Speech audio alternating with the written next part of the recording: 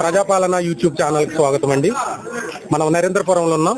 ఇక్కడ చాలా మంది కార్యకర్తలు ఉన్నారు, గ్రామ సభ్యులు ఉన్నారు. ఇక్కడ ఉన్నవారిని జగనన్న పథకాలు ఎలా ఉన్నాయని అడిగి తెలుసుకుందాం.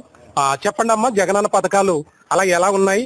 అసలే ఇప్పుడు చంద్రబాబు నాయుడు గారు కూడా ఈ ఎలక్షన్ కోడ్ లో మరి పింఛనీలు కూడా చాలా మంది ముసలి వాళ్ళు ఏమంటున్నారంటే ఇంటికి పింఛనీ పంపివాడు మా జగనన్న, అలాంటిది ఈ రోజు చంద్రబాబు నాయుడు ఆపేశారు అంటున్నారు. మరి ఎవరు ఆపారు? అసలు ఈ పథకాలు ఎలా ఉన్నాయి పట్టుకోండి.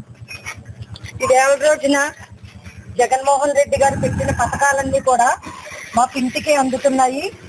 ఇలాగే ఆయన పాలన అనేది ఇలాగే కొనసాగాలి.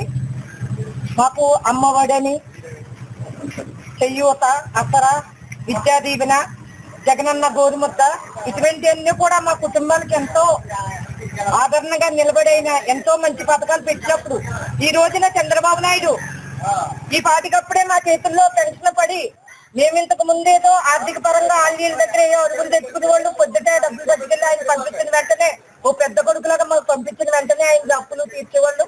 ఈ రోజుకి ఈవేళ ఏంటో లేనట్టే ఉన్నది. ఈ పాటికి చేతిలో పడి డబ్బులు పడకపోవటం వల్ల చాలా ఇబ్బందికరంగా ఉన్నది.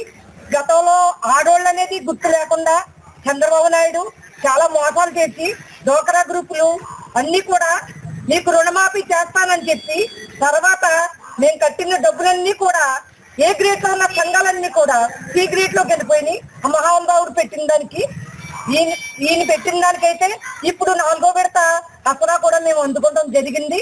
ప్రతి ఒక్కళ్ళు కూడా మా గ్రూప్ నుంచి మేము కట్టిన డబ్బులన్నీ కూడా ఆయన ఇచ్చారు.